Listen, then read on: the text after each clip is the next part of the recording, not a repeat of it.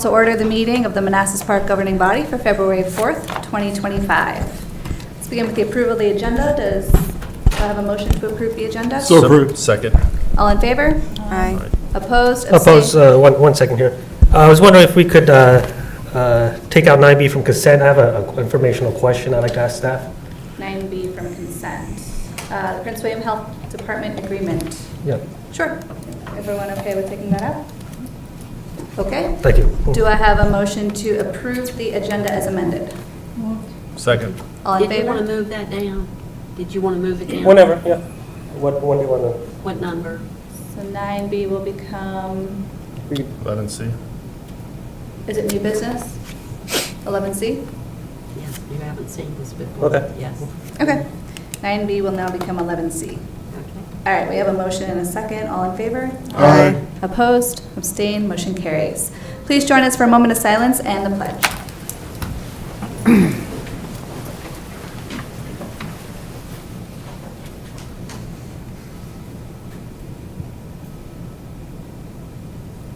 I pledge allegiance to the flag of the United States of America and to the republic for which it stands, one nation, under God, indivisible, with liberty and justice for all. All right, right now we have general public comment time. We will have comments for the public hearing after this. Is anyone here for general public comment? Nope. All right, moving on.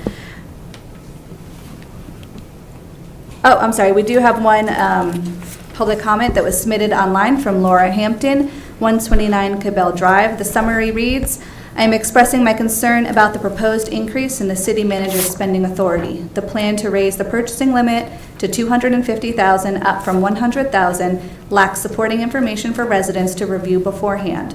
Residents must have access to read-ahead documentation to understand reasoning behind such another significant change. This submission in its entirety will be included in the minutes.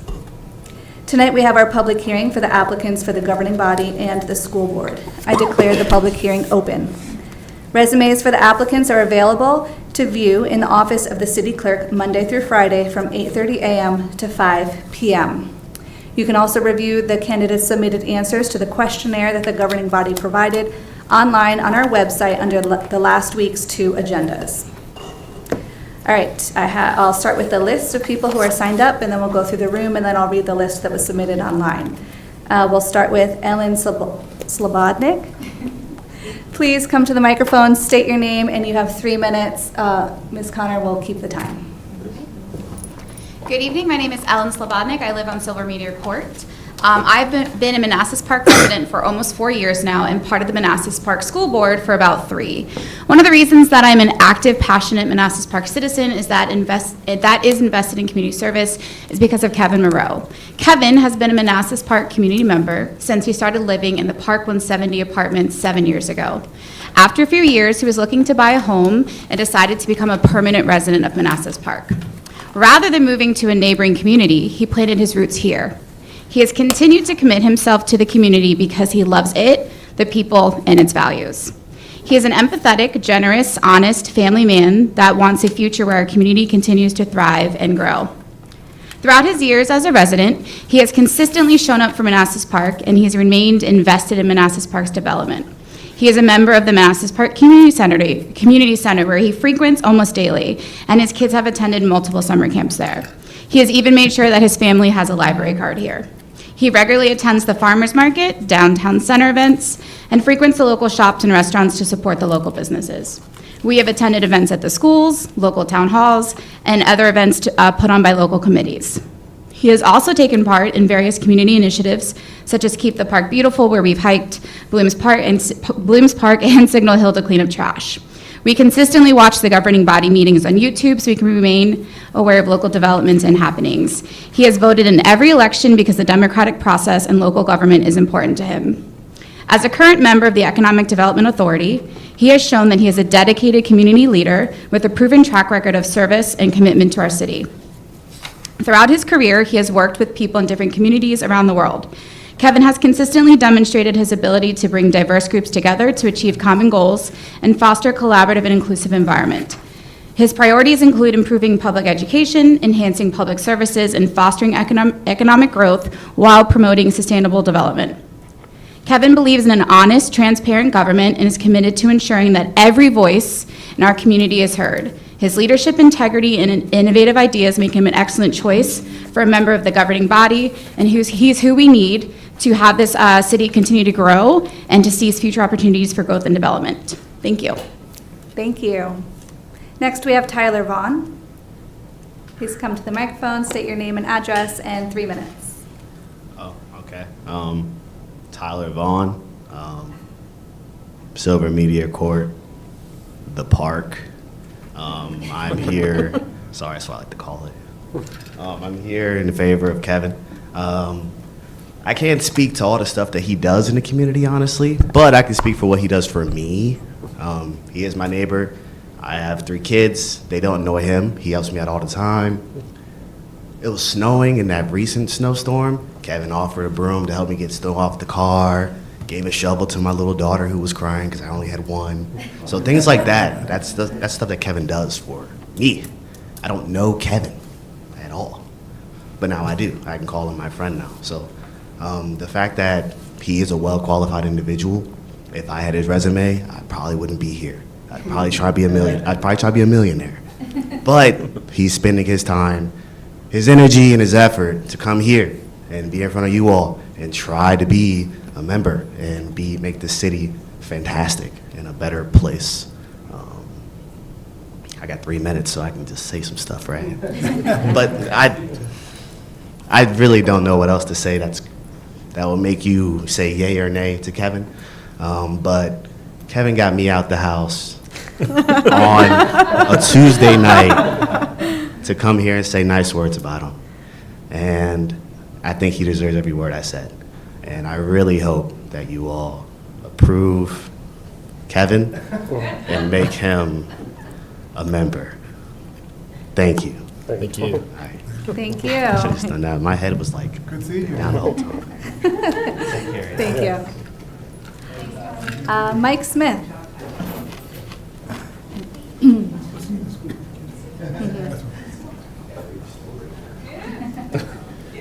Mike Smith, 102 Colfax. Why do I always have to follow up the most eloquent speaker in the room?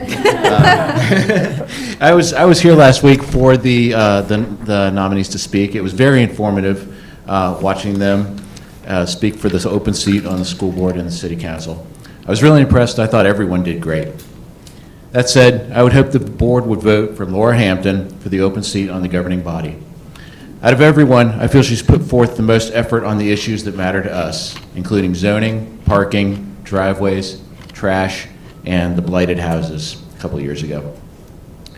Laura has been a champion for the community maintenance working group, Keep the Park Beautiful, and the regular community trash pickups, which are pretty dear to my heart. Again, I think everyone did great. I was very impressed with the doctor who spoke about increasing the city's use of clean energy. I don't think there's any wrong choice, but I hope the governing body brings Laura back to complete her plan for Keep the Park Beautiful and for the 50th anniversary celebration.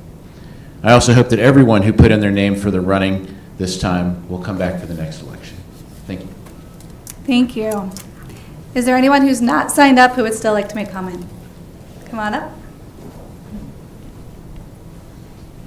Please state your name and address, and then you have 3 minutes. My name is Jessica Benitez. My address is 148 Holden Drive, Manassas Park, Virginia 20111, and I'm here for Laura. I believe truly that, there shouldn't even be this happening since she was 55 votes short for the seat.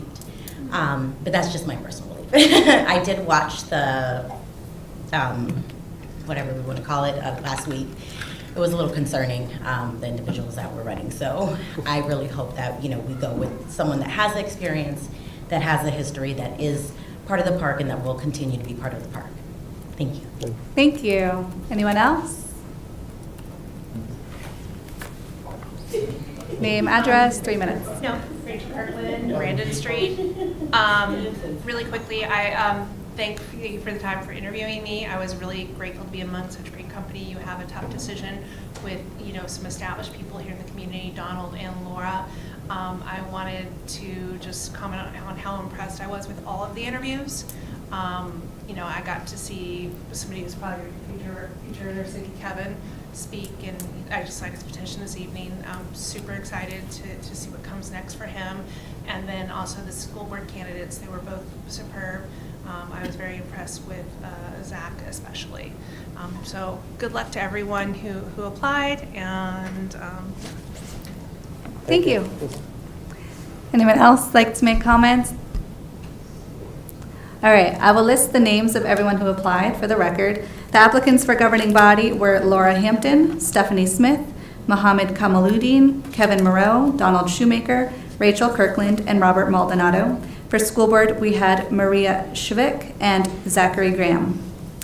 Online, the following people emailed: for Zach Graham, Irene Tran, and Jimmy Nguyen.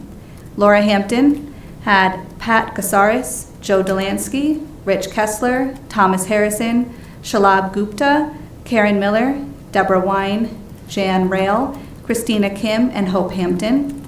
Rachel Kirkland, Shannon Myers, Kevin Moreau, Alfranda Durr, Andre James, Dr. Shante Jones, Lawana Bryant, Tyler Vaughn, Michael Cummings.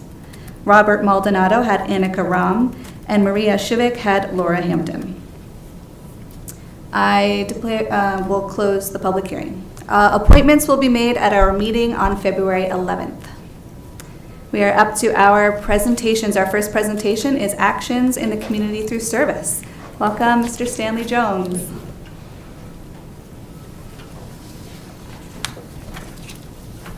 Good evening, Mayor Minson, members of the board, community members. Thank you for having me this evening. As I prepare, I do want to introduce one of your citizens. Michael Jones is a citizen in Manassas Park for a very long time. I happen to have the honor of being his brother, so I want to thank him personally for being here tonight. I'm having some difficulty getting this open.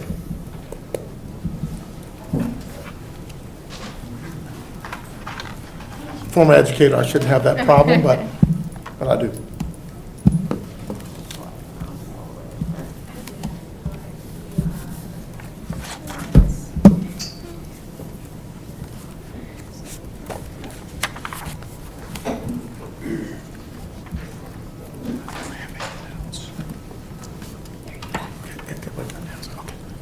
So again, thank you for having me. What I'd like to do is just spend a few minutes, basically give you an overview of ACTS, in particular focusing on what you're interested in, and that's Manassas Park City data. So I have that in my presentation. You may not know this, but this is the 56th year that ACTS has been in Prince William County. We were founded on January 20th, 1969. So we've been around as long as the Super Bowl, almost. They started 2 years before we did. And I've worked in many places in my career, but I'm happy to say that our mission is fostering hope, providing relief, and promoting self-sufficiency. And often when you work, it's hard to connect the work you do to why you do it. And at ACTS, it's very easy to do that. We were founded, founded in 1969 by 13 churches. So this includes the 13 churches that are the original founders. And we've recently launched a new website. And on our website, what we had not done well is to recognize the people in the community that were instrumental in ACTS being founded and the service. So this is on our website now, and I want to share that with you as well. I'm just going to jump straight to it. So here's our data for emergency assistance. And so emergency assistance, for those of you who don't know, emergency assistance is our program for assisting any resident that has trouble with rent or mortgage or utilities. And so you'll see in the city of Manassas, the number of clients we serve, including children. We serve families, and the total paid toward utility bills and mortgage. And we get a lot of that funding from Prince William County. Prince William County is pretty generous to us in terms of helping us meet this need in the community. But I always say the challenge in a nonprofit is that the budget is limited and the demands aren't. So we always need your financial contributions. Our rapid rehousing program, that's when we get folks from shelters into actual housing. And We have 2 shelters that we own. We have a domestic violence shelter in the eastern part of the county, and we have a homeless shelter in the eastern part of the county. We also have a domestic violence shelter in the western part of the county that unfortunately has been closed since 2020. And so I'm working with Department of Housing and Community Development, Department of Social Services, and others for Prince William County to try to get that reopened. I walked into that challenge, unfortunately, when I arrived, so it's been a formidable challenge for us. So the Beverly Warren is our homeless shelter. You see there again the number of clients that we serve that are Manassas Park residents. And then I want to pause here to talk about domestic violence and sexual assault, because unfortunately, there aren't many entities in any community that do that, and we're the only ones in Prince William County to provide those services. And I always like to share with the public that if you think about the prevalence of violence anywhere on the planet, the most prevalent form of violence anywhere on the planet is domestic violence. It's in every community, every business. It's included in the faith communities. It's everywhere. And I don't have to highlight what's happened in Manassas Park this past year related to that. You know about that case, and we have been working very closely with that community, mostly to educate folks on the signs of domestic violence, and what a lot of folks think that domestic violence is purely physical. It usually begins at something very subtle, which is a power relationship, a power and control relationship.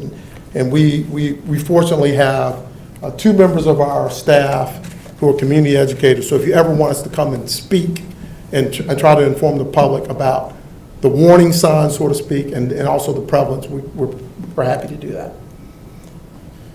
And again, the majority of we served, you'll see this in the upcoming slides, but one of the things that we do, I'll talk a little bit about what we do specifically for domestic violence in Prince William County. And this last piece of data for the city of Manassas Park is for our Hunger Prevention Center, and doesn't really represent all that well what we do.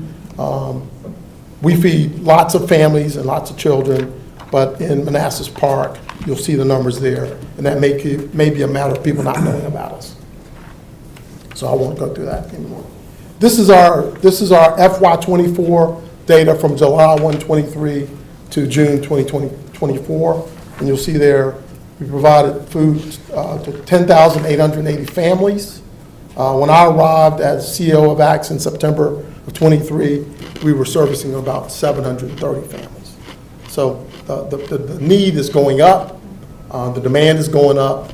What we've had to do, to be real blunt with you, is we've had to provide families less food in order to meet everyone's need. So that's just the harsh reality of kind of what we're dealing with in our community.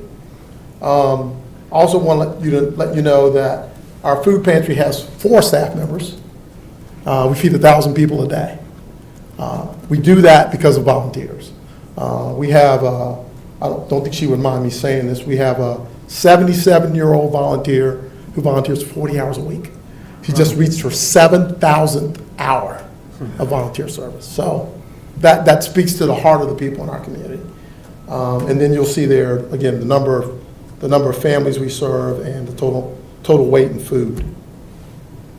You've heard me mention the Beverly Warren. What we do is we get folks, we don't want folks in our shelters long. We want folks in our shelters for a very short period of time.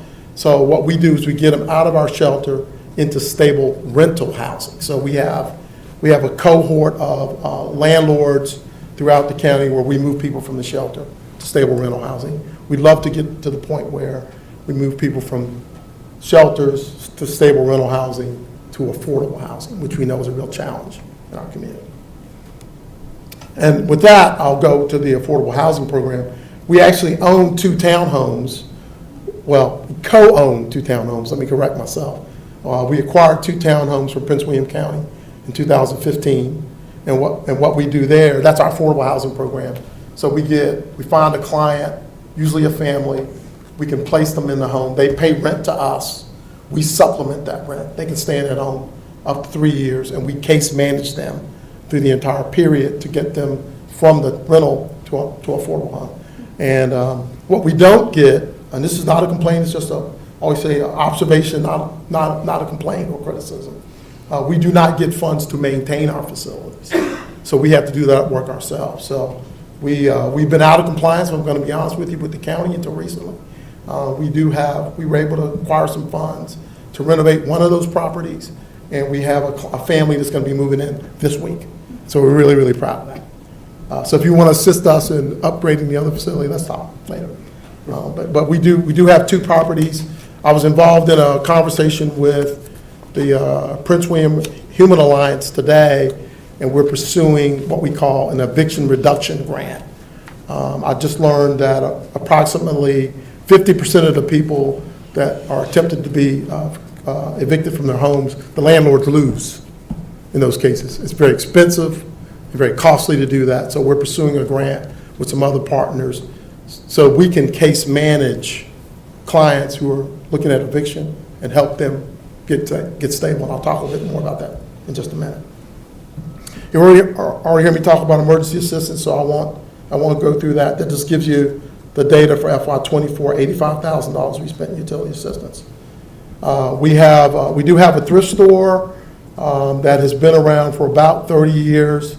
I will say with much admiration for the thrift store, it's not a very viable business in terms of revenue. Right now, at one point it was in our history. Right now, it's a little bit of a challenge to make that create lots of revenue for us. But it has been in the past a big source of revenue for us. So this is where I want to pause to talk more about domestic violence. So you see there we served 3,555 individuals. What we do is in the Manassas courthouse, in the city of Manassas, we have 4 court advocates, actually down to 3 court advocates now. When a client comes in who's experienced domestic violence and wants to file a protective order, we are there on the non-court side to kind of hold their hand through the process, help them develop a safety plan, get them in a shelter if we need to, and then we work with them to help them understand the court process, and then we case manage them. We will connect them with some support services. We can connect them with behavioral mental health services if they need that, and through a relationship with George Mason. So we are basically an advocate that hands them off to other resources in the community. You've heard me talk about the two safe houses, and we are. You see there the individual and group support. We assist folks when they first experience trauma, understanding how to deal with the trauma. The lethality assessment protocol. So this is a service that we provide in collaboration with Prince William County Police Department. And this is for a victim who is in imminent danger. Someone that needs help right on the spot. They call the police department, they call us, we try to find housing for them. I'm happy to share with you that we did 444, so we have folks that are 24 hours that accept calls from the police department for victims in imminent danger. We are working very closely with the Manassas Park City Police. We have a training session scheduled with them this coming Thursday, and we've been involved in other trainings with them since I've been here. So they are indeed a good partner of ours. Again, this just gives you some data on, for FY24, on the number of sexual assault. We also have a sexual assault crisis line. So you see we had 59 calls. We served 300 clients of sexual assault. Prior to 2020, if there was a victim of sexual assault, they could get their medical exams at a hospital in Prince William County. That's no longer the case. They have to go to Fairfax or Stafford to get those services. So we're working with the health entities in the county to get that reestablished. But that's a funding issue and a training issue and a staffing issue for the hospitals.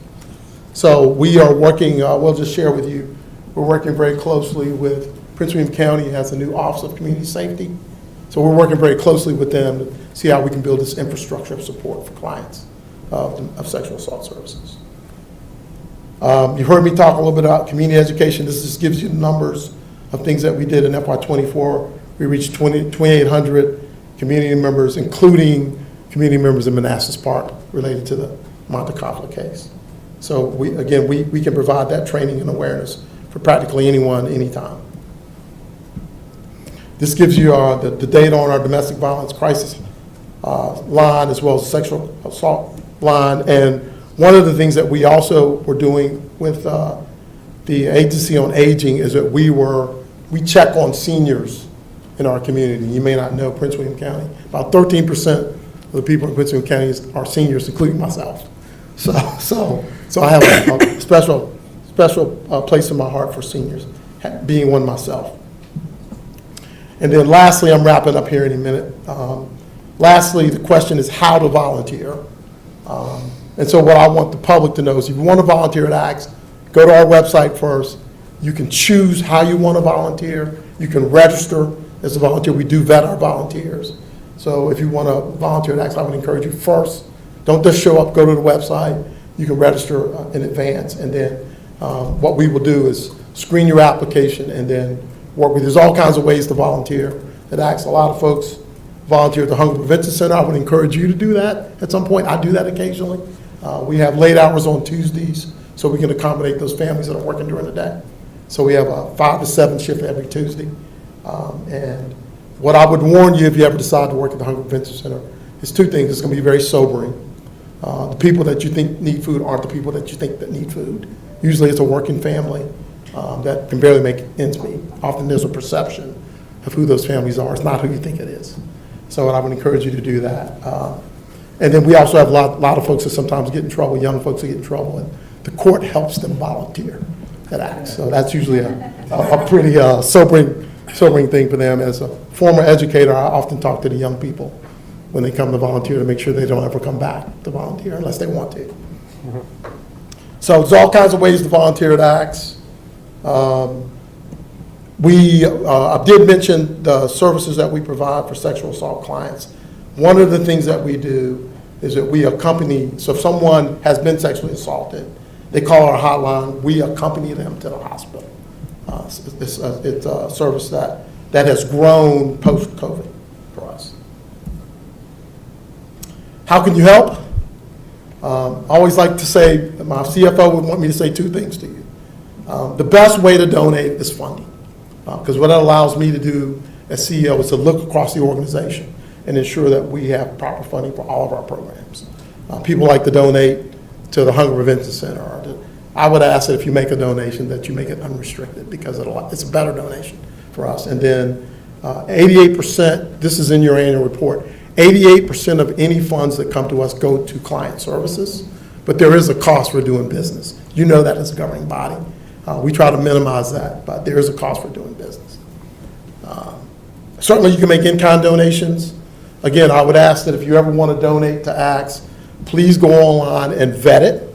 I'll give you just a quick example. If you bring us a 50-pound bag of rice, we can do nothing with it because we give out food in family sizes. So make sure that you're educated about how to donate to us before you donate. We have space food in our Hunger Prevention Center that people have donated. We can't use it. So please educate yourself about the proper way to donate. And then last, this past fall, every year we have our Walk event, which is one of our major fundraisers. That is a 5K walk run.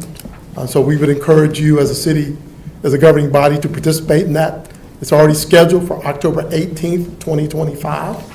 So if that's something you want to do as a team building activity for the governing body, we would encourage you to do that.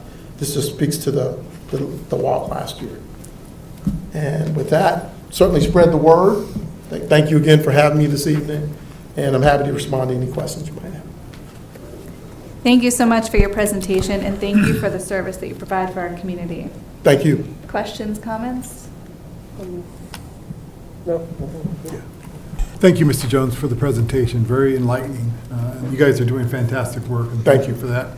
I'm just, a question about their funding. I understand donations is a part of that. But I'm just curious as to other types of funding, money that the county is giving, federal grants, and are you having any problems right now with federal grants? That's a loaded question. I like loaded questions. It's my specialty. Yeah, well, so to be quite honest with you, our funding is largely grants and largely individual donations.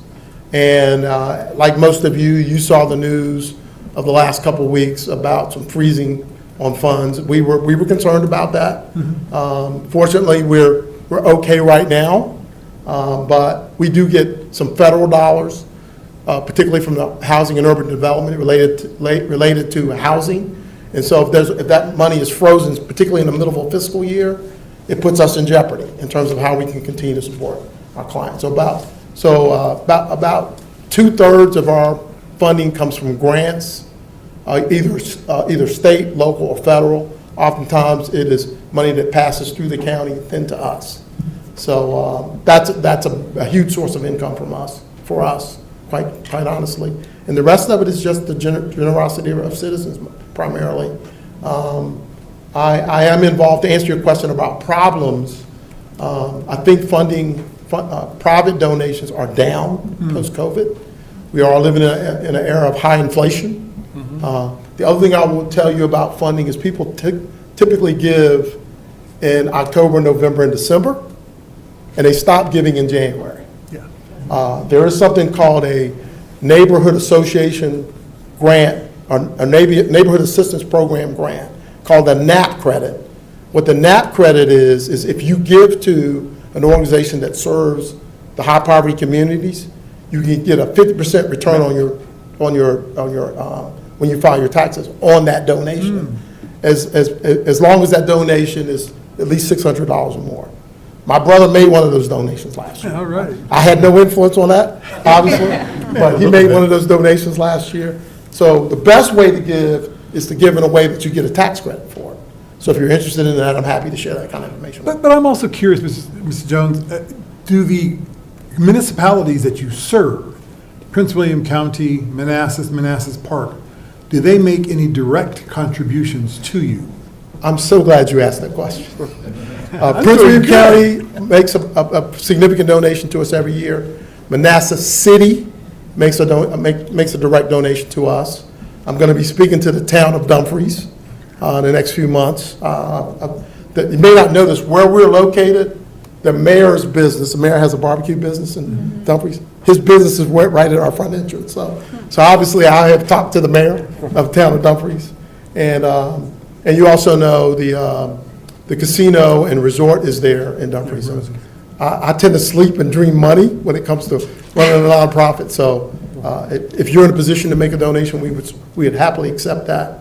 But yeah, if localities, we're serving the localities, citizens, and we also serve all of Prince William County, primarily the eastern part of the county, but we have clients all over the county. Thank you, sir. Sure thing. Appreciate your service. Sure.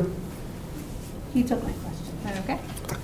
Okay. Thank you for the presentation. I don't have a question, but I appreciate what your organization does and the outreach it does, so thank you. Thank you. Mr. Jones, thank you for the presentation and service. I do have a couple of questions. Your food pantries, you mentioned you have 2. Where are they located? We only have one. One, okay. And it's located in Dumfries. Okay. It's open 4 days a week. It's open Monday through Thursday. Okay. We were open through Fridays, but there was such a demand. My biggest concern, as someone who works in a nonprofit, is work-life balance. We all struggle with that. For sure. But for our client, since we're serving people that have significant needs, I want to make sure that I'm able to give my staff balance. So we started closing on Fridays in September, just to give our staff balance. But we're located in Dumfries. I will share this with you. We have the infrastructure to provide lots of food to lots of people. And often what happens is we get calls and people will ask them to give money to food to a church. We don't want to do that. Right. Because we have the infrastructure to do that very, very, very well. And so selfishly, we want to do well what we can do well. So how do most Manassas Park citizens know about your services? How do they come to you? Because our schools offer a program called Care Solace for all of our citizens, and sometimes they just refer out or just kind of put people in touch with the organizations they need to be in touch with to receive those services. So how do they get to you? So our community educators participate in lots of community events, including with the local school systems. Okay. Probably the best way is just to go to our website. Let me just be honest about the website. It's something we just changed.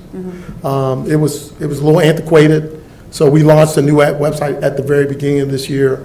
And one of the, if you know anything about website design, one of the things you know about website design is there's something called SEO, search engine optimization. Yeah. We weren't using that very well. So the goal there is how do we get on someone's feed, their social media feed? So how do they learn about us that way? And so this, again, what I would say to you is we weren't not doing that very well because we don't have the infrastructure and we had not made that investment. We've since made that investment, and what we're seeing is looking at social media, we're beginning to see a lot more pings to people that are learning about us. So most Manassas Park residents come to you through internet searches and All things like that? kinds of ways. They've heard it through a community educator. They call, like if you go to Prince William County, you look for housing, we pop up. You look for domestic violence, we pop up. You look for sexual assault, we pop up. So we are partners. We are considered a continuum of care partner with Prince William County. So that gets the word out about the services that we provide. But the bottom line is that we don't have we can never do enough. We can never get in front of enough people, if I'm going to be honest with you. So we use every means we can to inform the public, including you inviting me here tonight about what we do. Thank you. So thank you so much, really, for having me this evening. Thank you for answering. Sure. One final request. You had a slide deck there that had Manassas Park statistics specifically. That's not part of our agenda packet. Could you share that one slide with us that has the Manassas Park statistics? I've shared it with you. I sent it yesterday, Very good. the day before. Okay. Actually, I found an error on it, and we corrected that today. So, by the way, I got to say this too. Sarah Barnett Sarah's my classmate. We're in Leadership Prince William, class 25, the greatest class of Leadership. That's great. And also your deputy city manager, I had an opportunity to meet with. And I had an opportunity to congratulate your new city manager. Congratulations, sir. Thank you. But we're your partners, so if you need something, call us. Like I said, we're going to be meeting with your police department this coming Thursday. Thank you. Excellent. Thank you Thank so you. much for coming out. Thank you. Thank you. All right, next up is Events on the Plaza 2025. Hello, Melissa Williams. If I may just kind of set the stage with you. So a while back, the governing body requested just to know, events in advance for the year. Yes. And this is what that is. This is a rolling list, so we'll come back every so often. As things fall up, things get added, whether by committee or by staff. So we'll kind of come back to you. This is a rolling list, a living document. So. Great, thank you.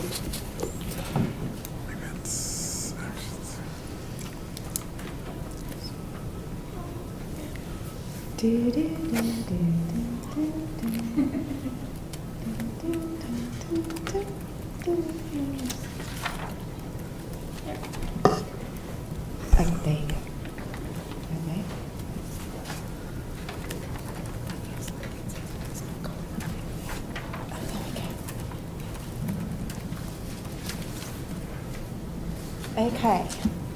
Good evening, Madam Mayor, Vice Mayor, Governing Body members, and our City of Manassas manager.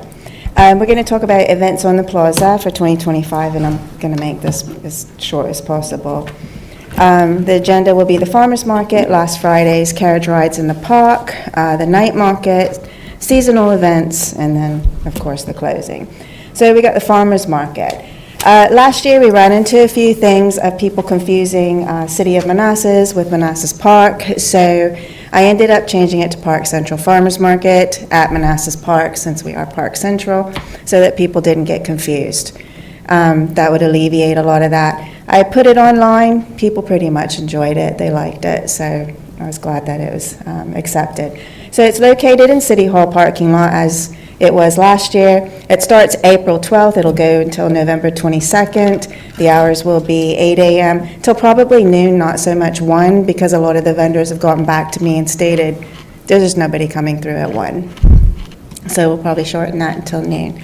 Last year in 2024, first time for the farmers market on Saturday, had 36,058 people come through it. Clayton with Placer AI did give me these numbers. So these are about accurate with pinging off the mobile phones. So we had 36,058 people come through. For a new market, very well. Workout Wednesdays, again, those usually coincide with our farmers market. So April through October, we're moving this to the evening. This is a request from your community. They wanted to see it in the evening, so got with the instructors, got with Jay, and we're working it out so it can be in the evening so we can get more participants. We did have quite a few participants, but a best day would be about 18 people. Well, if it was too cold, we would have about 8, so not too bad either. Last Fridays, those start in April, God willing, no rain. I have them all labeled out onto the website as to what we've got going. We've got a lot, some line dancing, that was well received last year. We will have it back this year. People did like the Tiki Fire show, so we will have that back this year. And of course, some new things. Basically something with some people from the Renaissance Fair that I know will come down.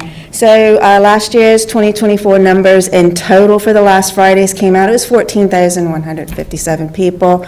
Not bad also for something that's relatively a year and a half old. Not too bad. It's been growing as we did events. So I was pleased with those numbers also for something that's new. We have carriage rides in the park. This was well received. When we did it this year. It's not a difficult thing. Shenandoah Carriage Rides is somebody that I've worked with over at my other job.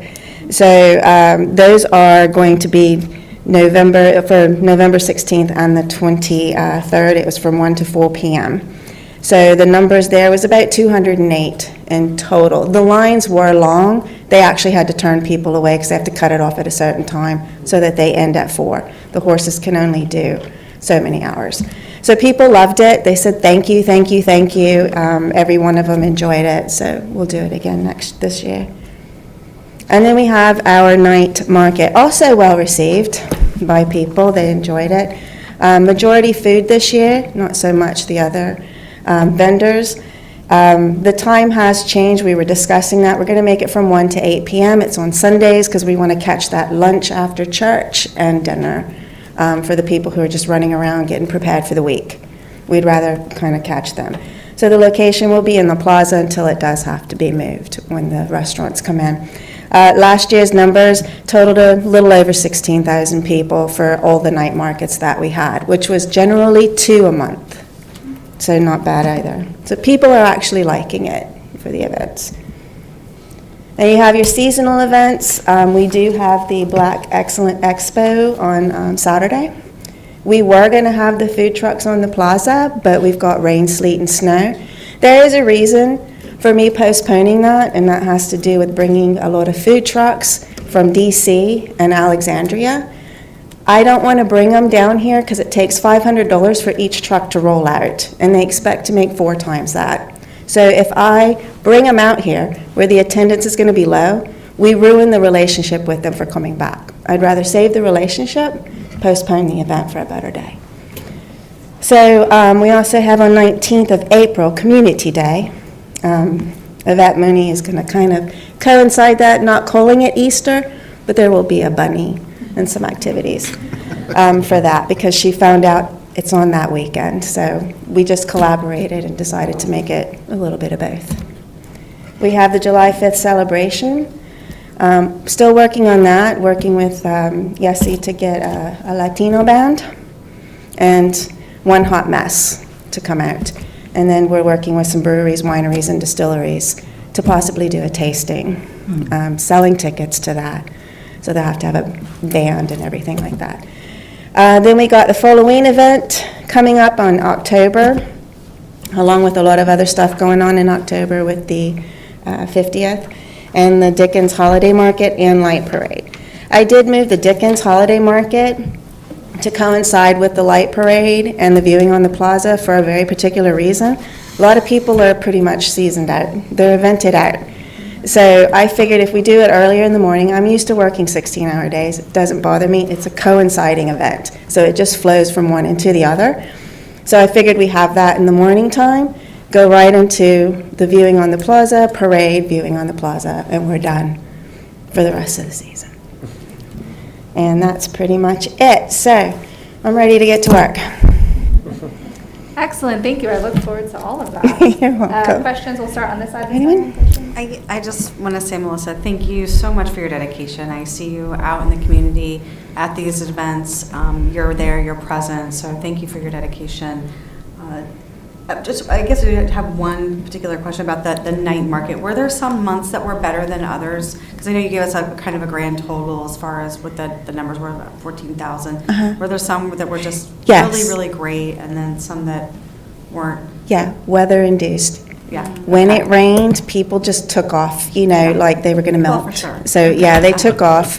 They would be in line, they would get their food, and then they would leave. And it would, be gone. And even if the rain was just coming through, and then it stopped raining afterward, they're all gone. Yeah. And then you would just get like a few people coming through. So, in doing the events and stuff like this, especially with food vendors, you're always trying to keep in mind that you need enough people coming through to get them to come back, because they won't come back if they don't get their costs back, at least break even. They're not going to come back. It's difficult. So you always try to weather around the weather, but Mother Nature was quite nasty last year. So yeah, she did ping us quite a few times with weather. So there was some that weren't due to the weather more than anything else. It wasn't lack of food or anything like that. It was weather that was causing us, because we always had a lot of food. It was just weather. Thank you. Yeah. Thank you for everything you do. I don't have any questions, but thank you. Okay, thank you. Yeah, thank you for all the events you've created. They've been, to me, awesome. Sometimes I can't attend because I have events going on too, but I love to see them in pictures afterwards. The night market. You said that if the restaurants open up, where would you move it to? Well, the thing is with the restaurants opening up, it can still be on the Plaza Road. We just didn't include the 2 restaurants. I don't know when La Finca is open. I know Girani's is pretty much probably going to open this year. And AA Steakhouse will be open, so we're just going to have to include them in that, is the plan, is to include them in it. So with Girani's doing, if Girani's is anything like it is over at City of Manassas, if they're going to have those, open mics and poetry nights and stuff like that here, it would be nice to have them be, partner with it and include it so that they have something to do. So we'll just include them all in it. Perfect. Thank you. Comments, questions? Yeah, okay. Thank you, Melissa, for the excellent work that you've done. I really enjoy the farmers markets. Thank you. And all the other events that you've planned in our city. The question I have is about sponsorships. We had gotten a presentation some time back about the city trying to reach out and bring in more sponsors to help subsidize our events. Have we been very successful in identifying any sponsors for our markets or other activities that we So we will work harder this year on getting sponsors. Because we were half a year, the first year that I was here in 2023, and we had a whole full year of me being able to get enough information and data for sponsors, we can go after them now with that. So we've done enough work to be able to go after sponsors because we have data for them. We have proof that they are operating and that it would be something for them to invest in. Yeah. Yep. For new markets, the numbers look very impressive. Yeah. So again, thank you for your hard work and Thank you. efforts. Appreciate it. Thank you, Melissa. Do the vendors in all these events, what is their fee to participate? So each event is a different fee. The farmer's market right now is $200. It's low because we're just trying to build it. As we get more people knowing it and coming to it, when the numbers increase, the fee will increase because the vendors will want to be a part of it regardless. They're not going to be upset paying a fee for a low attendance. With the other events, also the same thing. It's just that everything is flat new. So I keep the fees down, but it covers as much as it covers. So I try to keep the fees down to get the people in, and then with the increasing happening, as soon as people are just like, yeah, I want to be about that. I want to be there. Like for Halloween, people are already asking. So I can increase the fee this year for Halloween. Well, say like the farmer's market, the vendors come in, they're paying the fee. What's the city's expense? What would our expense be for just the farmer's market? You mean how much does it cost to run it? Right. So we've already got our signs, so that's already been paid for last year. Last year it was about $19,000, almost $20,000 that the farmer's market made. And that went into the special events category with Parks and Rec. In that special events category, I would reach out to Jay when we needed a generator so that I could buy that, and when I needed anything else like the flyers, is basically the flyers. I would say in all outside of our market manager's fees, we probably spent a little over $3,000, which was covered by the fees. Yeah. That's not much. Okay, I'm just trying to see, I mean, we want to attract more vendors and Yes. different type of vendors, so keeping the costs kind of low to initially attract them is a plus. Right. So if the cost is very minimal for the city, I think that's a great idea to keep it low. Thank you, that's all I had. Okay, sure. I just have one question. Has there been any thought to a kids market? So this year, we had a kids market. I have a kids farmers market that reached out to us. That's in DC. So we're partnering with them this year. They will come out a couple of times during the spring and summer. Right now, she's getting the kids market together. We also work with 4-H, which is also kids entrepreneuring, and they came to our market last year. Well received also. So yeah, I do reach out to kids. I do, want to support them, and the market is a great way to support them doing their entrepreneurship. So Great. yeah, Thanks so much. you're welcome. Thanks for coming out. Thank you. All right, we are on to consent agenda. The motions are that the governing body appoint Councilmember Yesy Amaya to serve on the Social Services Advisory Board for a term to expire on December 31st, 2028. And that the governing body recommend that the Prince William Circuit Court reappoint Rick Garrett to serve on the Board of Zoning Appeals for a 5-year term to expire on March 31st, 2035. And that the governing body approve changes to the Manassas Park City Library policies to include requirements for parents, legal guardians to access their minors' library records, change closing time age restrictions, update equipment available for use by library card holders, and update information to match system requirements and processes respectively as presented and subject to final city attorney review. Do I have a motion? So moved. Second. All in favor? Aye. Opposed? Abstained? Motion carries.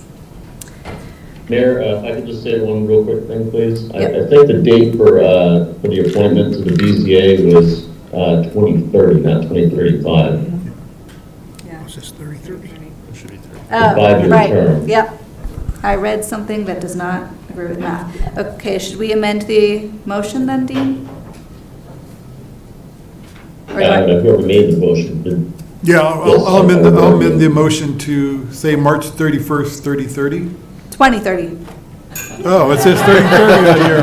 This is 30. I know, let's do 2030. It says 20/30 right there. Yeah, that's a long time, a whole century. What's he? To March 31st, 2030.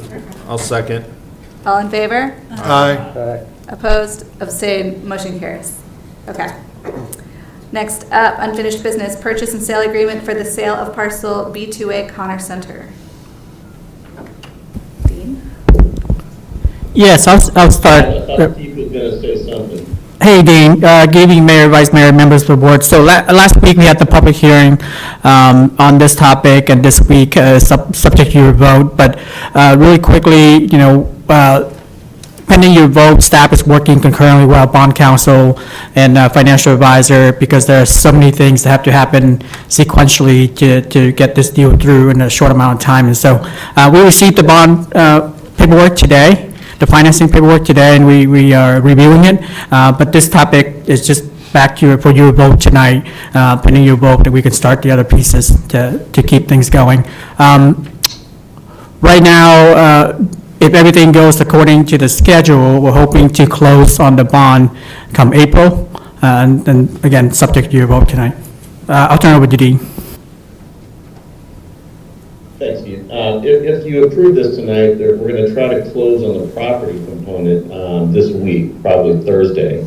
And I also want to say, for some reason, the two pieces of this agenda item got pulled apart. So the resolution that I'm asking you to approve is on page 62, and the deed that's supposed to be attached to it is found on page 71. And the page 71 is not numbered as page 71, so I don't know what's going on with this, but it's exactly the same as what was in the agenda last week, though. We haven't made any changes to that, so if that helps. Okay. Any final questions? Start down with Councilmember Jabin. Questions? comments? For A or B or both? A, just A right now. No questions for A. Yeah, no questions. Good question. Okay. The motion is that the governing body approve and adopt a resolution that approves the sale of parcel B-2a Connor Center, Blooms Court, to Manassas Park Cinema LLC, and authorizes the mayor to sign a special warranty deed for the sale of the property and have the same recorded among the land records of Prince William County, Virginia, as presented and subject to final city attorney review. Second. All in favor? Aye. Opposed? Abstained? Motion carries. On to next, Resolution 25-1000, sale of property C100B.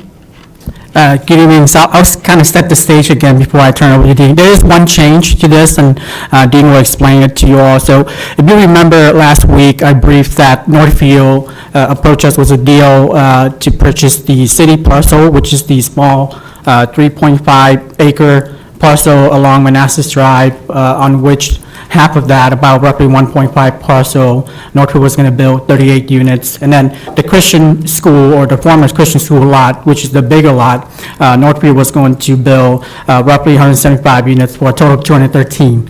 The proposed sale price to the city is $8 million, with 4.2 mil at closing, and 3.8 on sort of a tranche basis as units get certificate of occupancy. This week, Northfield came back to us and said that for the 3.8, unfortunately, when you get a lot of financing from a lender, they like to get priority lien. That would make the city, secondary lien. Now, will we get that money at some point when it's built? Yes, but obviously, as a secondary lien holder, there's a little bit of market risk in the event that the market completely tanks on the, in terms of housing. And really, the window that would happen would be about the time of construction, right? If they're building it, let's say it's about 12 to 18 months, that's really the window of risk when you're a secondary lien holder. And so, as part of negotiation, we came back to Northfield and asked for a higher price up point. So instead of 4.2, it's a $5 million fund for the 38 units that we were going to let them build on our parcel, and then the $3 million as a secondary lien. And so that's the small change. And now I'll turn over to Dean to go over the legal mechanism. Yeah, and thank you, Keith, for explaining that. Yeah, we ran into a problem because you'll notice on the red line version that I uploaded, or that was uploaded, on page 2 of the purchase sale agreement, they deleted the first lien, that the deed of trust be a first lien, and that would be a priority lien, this is by preference. But I do understand that they won't be able to get financing if we have a priority lien, and that's why Carl and Keith agreed to change it to 5 and 3 instead of 4.2 and 3.8. And you'll see down on page 2 there at the bottom of subsection 2B, it explains there that it'll be a first or second lien deed of trust. So it'll probably be a second lien deed of trust. And so we will have second line, we'll be in second in line to whatever bank. Most of the other changes done in here were just, were not substantive. They were just kind of clean things up. So, I don't really have much there except the exhibits that were added to it. So remember last week at the public hearing, I explained that we were still working on the deed of trust and then the partial release of the deed of trust. Those have been added as exhibits. I also have the exhibit showing the area that's going to be a conservation easement. If you want me to take control real quick, and I can show that to you if you want. If you don't, that's fine. You do? Okay. Yeah, if you could show Go that, ahead that'd and be take great. control. Let's see. All right, so I don't know if you can see this or not, but No. maybe a little bit bigger here. One second. No. Give us 1 second, guys. No, we don't see anything. Hold on. Oh, well, let's see, maybe see if I can make it even bigger. Oh, There it is. Well, There we go. oh, 1 second, guys. second. It was there. Pull it to your other screen. We're working on it. Let me Okay, see thank if you. I can, let me try and change it to let me stop sharing and try it again, see if it'll work There this it time. is. Nope, now it's All right, so one last time, let's see if this works. Yes. There we go. Perfect, thank you. Hopefully that's going to hold there. That's Okay, great. so you can see there along Manassas Drive, there's a tree save area. It's a conservation easement. You can see the existing trees that'll shield the area largely, much like to the right there, right south of, or yeah, it's actually east, but below Silver Meteor Court there and on the map, you can see how you have trees there as well. So it should protect the view at least, or screen the view. And then, so that was the big thing that we had to add, and they didn't have an exhibit ready by the time of publication, so that's why we had to upload it a little bit later. I can go through, I can also show you the purchase sale agreement and all the changes there if you want, but they're available online, and hopefully you had a chance to at least look at them. If Okay. not, I can go through it with you. No, I think we've all looked them over on our own, and they're online. Okay, All right, anything else, do Dean? you have any questions? No, let's see. No, Cal- this would be again, approving as a resolution, and I think we're gonna start doing it by resolution. We haven't in the past, but this helps us considerably when it comes to closing on the property, because the title companies like it, so that's why we're doing it a little bit differently now, in case you were wondering. Okay. We'll start by Councilmember Cyberling. Any question? No. Question? No. No. Yeah. Yes. Okay. So I'm not gonna support this purchase agreement. My understanding, at first, I thought this was development only on the Christian school part of the lot initially, and then the fact that they're expanding out to now city-owned property and going into a buffer area that I'm not in favor of is the reason I'm not going to support the city portion of this purchase. With that said, I think it's going to be too dense what they're proposing in that area, and without proper information on traffic study or anything like that, I know which will be done later on, but I just don't understand how we could agree to something to purchase and give away without that information before us today. Lastly, I would say is that, Dean, I guess if once this gets approved, will we have to rezone this parcel? Yeah, this will come back for a rezoning, and I believe that there's going to be a submission in the not too distant future, and that the applicant will also do concurrent processing, which means the site plan will get reviewed at the same time as the rezoning is going through. That speeded up. When I spoke to him, he said that he was looking to try to close on this sometime in the summer. So this should be a relatively quick process, hopefully getting before you at least. So you're absolutely right, though, as far as a lot of the details that'll come at zoning. The traffic impact analysis will also, if deemed warranted, will then also be required for zoning. What is it currently zoned right now? I do not know off the top of my head. I know it's just passive use right now. It's probably zoned as public use. Okay, and then we know that Exact zoning district is, but also for the Christian lot, is that residential use, or that would have to be? Well, it might be, it's probably planned unit development if it's anything, because that whole area is PUD. And that's a permitted use within the PUD, so I would imagine that's what it is. Okay, yeah, just, I think those were my only comments and concerns with this purchase sale agreement. One more question, the stormwater analysis, would that be done during the zoning process too, I guess? Or the site plan? Yeah, all that Site stuff's plan. done then. Yeah. Yeah, site plan, I'm sorry, yes. Yeah, okay. Yeah. I do want to make one comment, though. The area that the 3 acres that the city owns, It was part of the annexation agreement with Prince William County. We're going to have to go and just let them know what we're doing. So there is a caveat within the purchase and sale agreement that they acknowledge that. I don't think it'll be a problem, but that's just one extra step we're going to have to do. Got it. All right, that's all my questions for now. Thank you, Dean. Yep. All right, thank you. Anything else?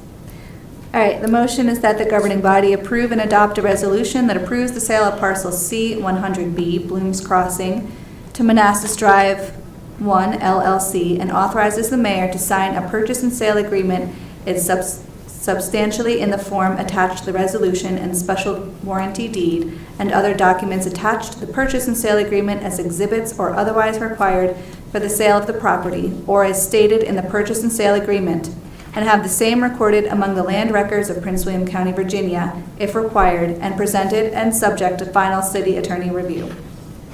Do I have a motion? So moved. Second. All in favor? Aye. Opposed? One opposed. Abstain? Motion carries. All right, on to new business. Rugby Road updated design and task order. Hello, Alan.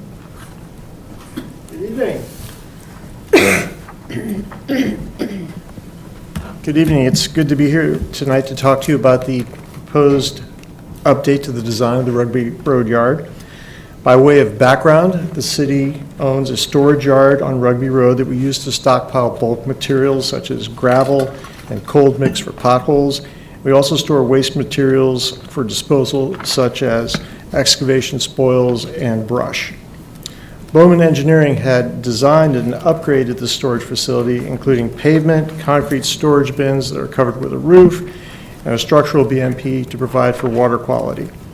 What we hadn't considered when we were developing the scope of work was that we don't really have good storage area for materials to make repairs to our water system.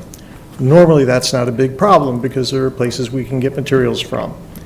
But the Hurricane Helene kind of highlighted one of the problems with approaching having materials on hand by getting them locally, because when there's a regional problem, there are often problems getting labor, equipment, and materials. Our public works crews are skilled and they can do the work, and we have most of the equipment we would need, but in a widespread emergency, getting materials can be tricky. Now, what had happened with Hurricane Helene, I had just been in Nashville just before it hit, but after 4 days, they had their water treatment plant up and running, but they still couldn't distribute water to large parts of the community because water mains have been washed out, especially at roadways. We have identified 12 places in the city where water lines cross streams. So part of our thinking was to have a modular building added to the site to store extra water pipes, valves, and other accoutrements to be able to make emergency repairs, to have materials on hand if, God forbid, we should need them. Bowman Engineering had performed the original design, so we requested a proposal from them, and the proposal included a modular building and pre-construction services for a total of $20,783.25. That included contingencies and reimbursables.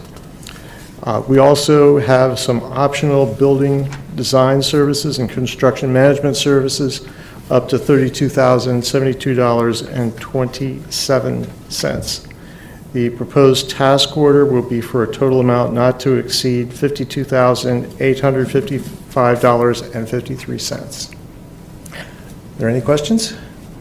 Great. Thanks for coming out. I think this is you're never too prepared for something like this. Let's start with questions down here. Councilmember Javed? No questions, thank you. Yeah, thank you. I appreciate the presentation. I just had clarification on this amendment, this change. It's in the budget, is that correct? That's correct. Okay, so it's just thank you. That was my question. Okay, thank you. Questions on this side? That was my question. Okay. That was the budget. Thanks, Sarah. Yeah, so All right, staff great recommendation. minds. Staff recommendation is that the governing body approve and authorize the city manager to sign task order number 2024-18 for a total amount not to exceed $52,855.53 as presented and subject to final city attorney review. Second.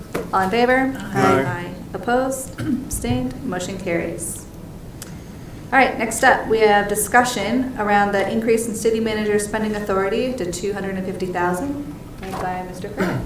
Thank you, Ms. Mayor. I appreciate that. As you know, I brought this up about almost 2 years ago to look at what best practices were being done around surrounding jurisdictions throughout the Commonwealth of Virginia. And in looking at that, the presentation at that time, we were only doing 25,000. A lot of jurisdictions were anywhere from 200 up to budget items with a similar population. So I wanted to bring this today for discussion to give the authority to look and review it and actually streamline it, because we already look at this, a lot of these projects through CIP. They're presented in the planning commission and they come to the council and we vote on. Same thing with the budgeted item, they come, we present it, it's presented, and we vote on it, and it's reviewed, that piece. So I've looked at some of the other jurisdictions, and if you look at the city of Manassas, the city manager has whatever is the budget item approval to go ahead. In the city of and it allows the DMF director to even do the direct up to $250,000. If city of Fairfax has a similar, and then $200,000 on small procurement. And you see it in rural counties around the Commonwealth of Virginia, where it's kind of about $250,000 for a similar population.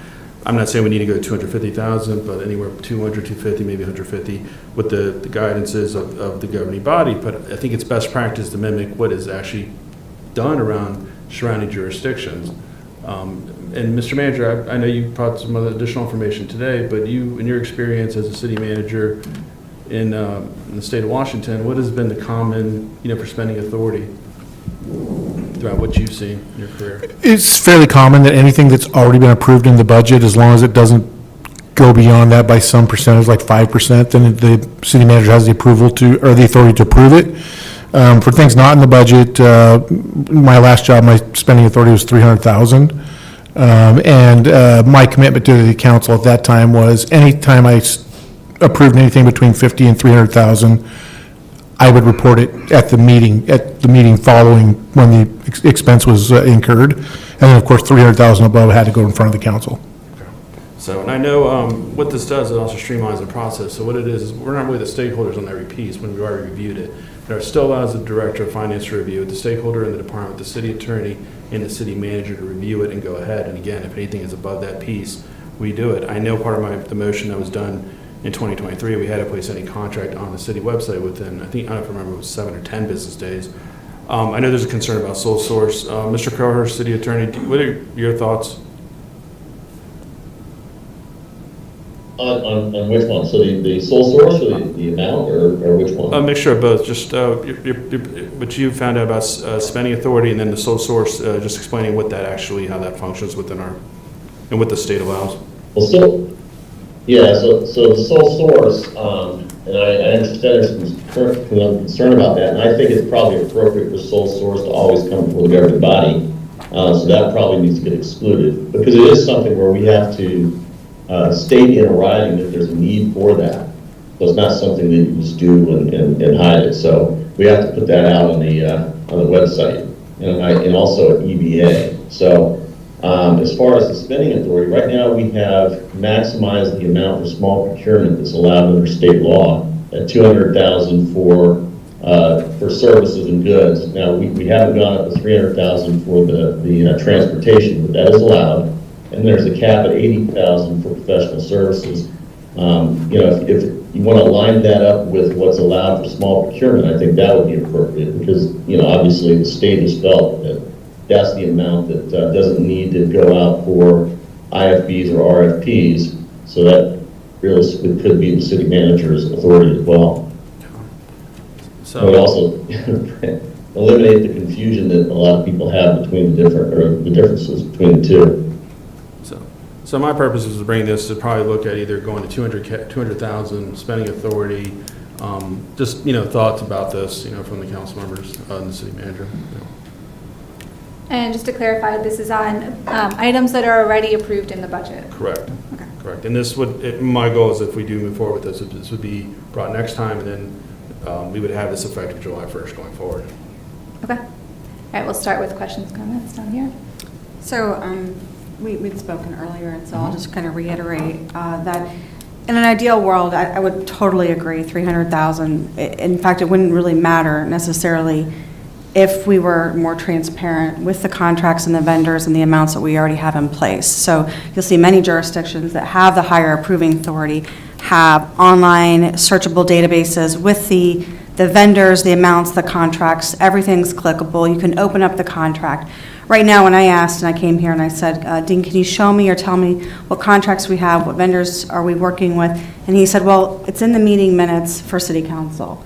So if I were to click open the meeting minutes, which is a lot, and then sort through and try to find the vendors and the amounts and the contracts, that's very cumbersome. So I feel like the authority, the spending authority, or to approve that is not substantiated by the transparency that we have currently. Now, if that changes, I'm definitely in support of it. I think it's fine. I think we hamstring ourselves a little bit having to review every little thing, but right now, the City Council meeting minutes are being utilized in such a way that's really not appropriate.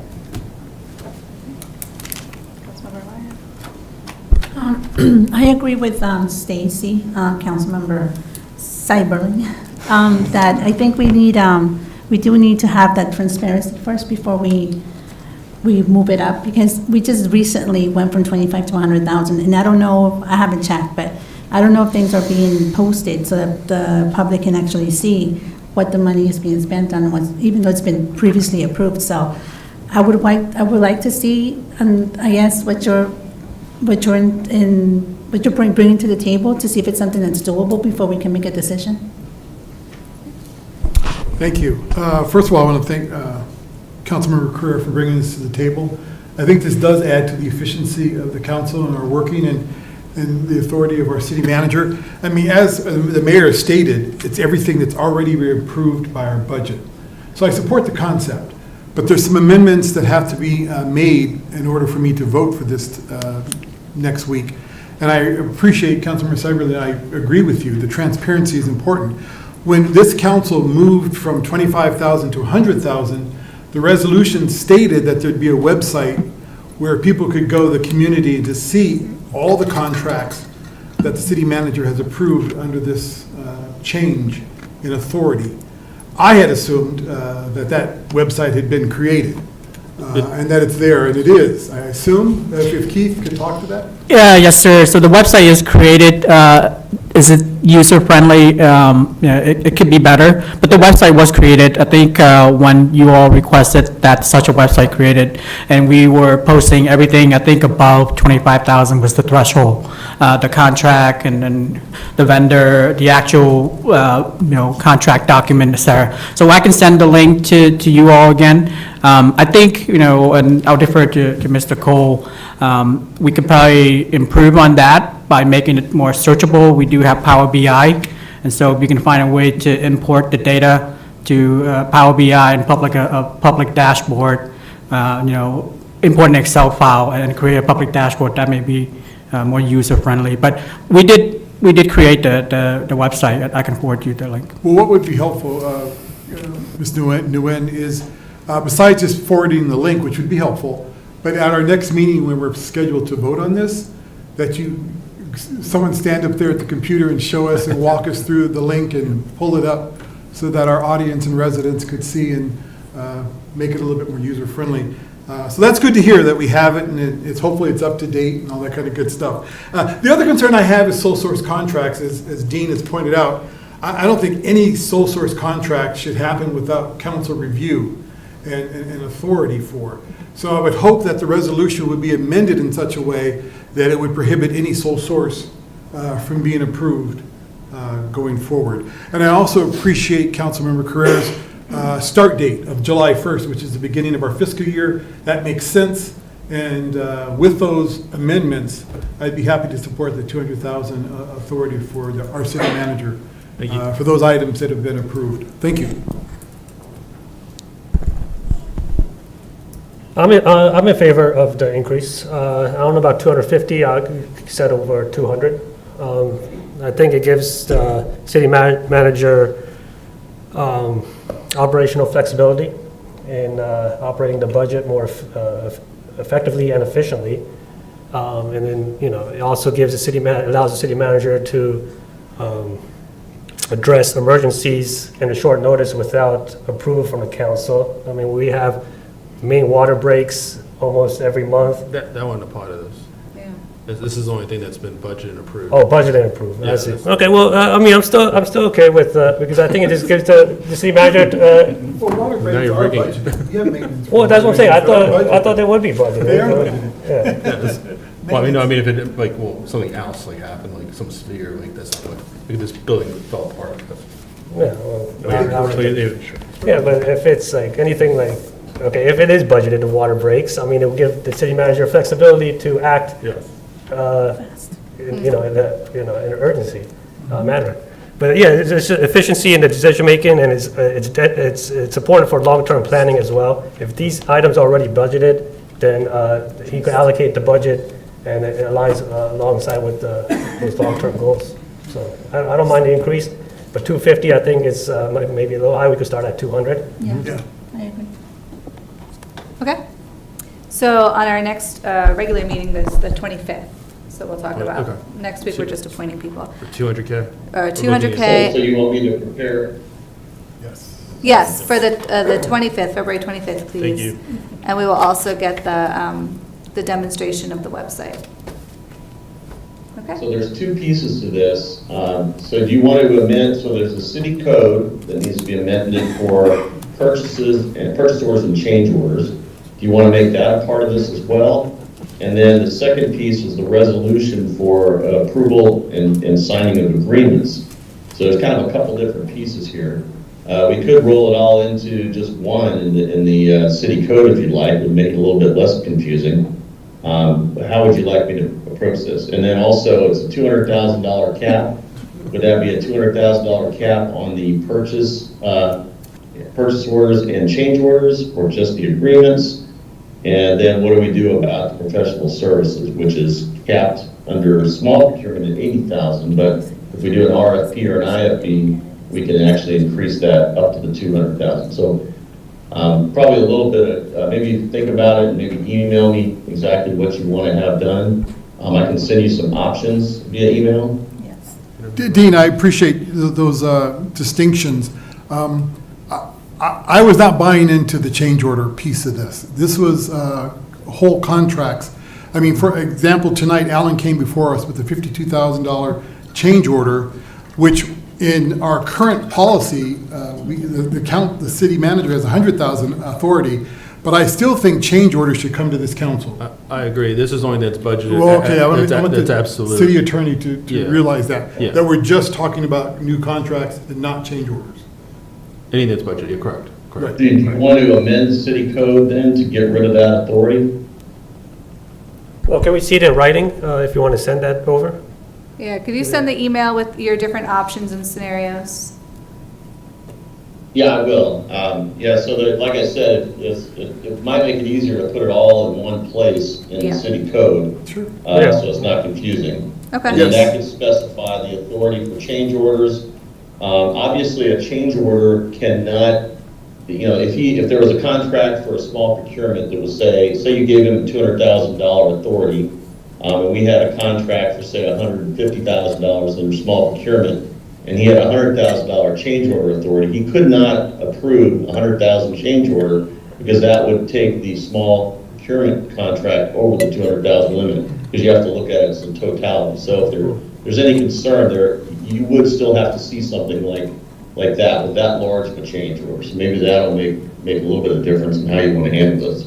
I guess my point was, for example, tonight with Alan and the $52,000 change order for the Rugby Road, I think it's great that came to council for our review and vote. So I don't want to give the city manager any more authority as far as change orders than he currently has, and so I'd like to keep that the same. Yes. Okay. And I think Councilmember Carrera agrees, Yeah. I and the rest of agree the as council and the mayor. Yeah, so not for change orders. Okay, so change order stayed the same. We're just going to change the code section to add in the approval authority for contracts up to $200,000. And then I'll give you the other options as far as professional services and such, so you can let me know how you want it done. Perfect, yeah. Okay. That's great. And this will come back up February All right, thank you. 25th. Thank you. Okay? Okay. You're welcome. Thanks, Dean. All right, and now we have the new item 11C, which is, what is it? Prince William Health District. Oh, yeah. Yeah, that was me, right? Yeah. What was I talking about there? Oh, yes, okay. So I guess this will be a question for finance or the budget. My understanding was that a couple years ago, we were paying probably less than 60,000, then they were up to 65,000, and then now 2 years later, now it's almost 90,000. With the contract, and Dean, if you might correct me if I'm wrong, there is a 3% built in there every year by year, but if anything above that is assumed to be an operational cost, which they're supposed to break that down to what the increase is and send that over to the city. So the reason I took this out was because I do not see that here today of why the increase is going year over year above the 3% inflation rate without any explanation from either the VHD or Prince William County. This was almost 8%, 7-8%. Right, Yeah. yeah, so that's why I kind of took this out. I don't know if there's an explanation from the city end or what it is, or if we could get some answers from VHD or county. But that was my concern and I wanted to kind of discuss about that. Well, I can't say real quick that this is an agreement by itself. So it's not, it can be extended year to year, but every year they give us a new one, which technically starts the whole thing over again. So when you sign it, this isn't an amendment for an extension, this is an actual agreement. Right, so the terms kind of stand by themselves. So, are they going to give us a breakdown of what these costs are going to for transparency purposes? I mean, the 90,000 versus the 60,000, I mean, if they hired a new staff member, is that why the prices keep going up? I mean, there's got to be some type of explanation in these contracts that this is the price, the new contract with this price, and to justify that price. I'm sure we can get an explanation, but there's not one in here, as you point out. Right, exactly. So that was my concern. You want to push this until we can get an explanation back to you? I mean, I don't know how the other governing body feels. That was my reason for this discussion.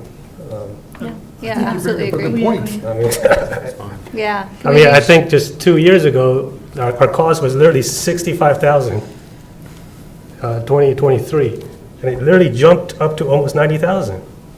So, I mean, it's got. In the past, they've come in and explained or talked about this document in person. Right, but, so. Yeah. Okay, could we invite them to come out and? Yeah, I'll reach out to them. We brought this forward because it's super late. Yeah.